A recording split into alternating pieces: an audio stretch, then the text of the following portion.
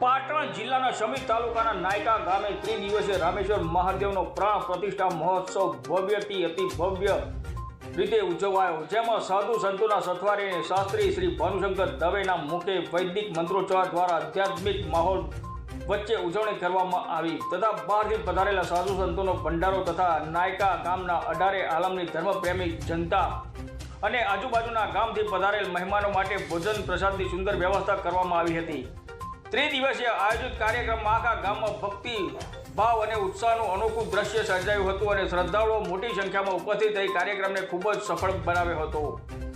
મહોત્સવની શરૂઆત શાસ્ત્રીય વિધિ મુજબ મુખ્ય યજમાન પદે વાસુદેવભાઈ રાજગોર પરિવાર મોટી ચંદુરુ વાળા દ્વારા વિધિવત પૂજા અર્ચના સાથે દેવસ્થાનમાં પ્રતિમાઓની પ્રાણ પ્રતિષ્ઠા કરવામાં આવી હતી। આ પ્રસંગે ગામ તેમજ આસપાસના વિસ્તારમાંથી આવેલા ભક્તોએ ભાવપૂર્વક દર્શન કરી આશીર્વાદ પ્રાપ્ત કર્યા હતા।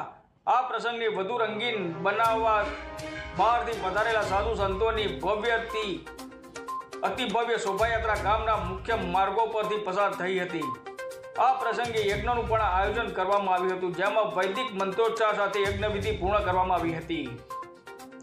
યજ્ઞમાં મોટી સંખ્યામાં ભક્તોએ દર્શનનો લાભ લીધો હતો। આ સમગ્ર કાર્યક્રમ ગામના આગેવાનો અને ભક્તજનોના સહયોગથી સારી રીતે સંપૂર્ણ થયો હતો અને પ્રાણ પ્રતિષ્ઠા મહોત્સવને લઈને ગામમાં અદ્ભુત એકતા, શ્રદ્ધા અને સાંસ્કૃતિક સમરસતાનું દ્રશ્ય જોવા મળ્યું।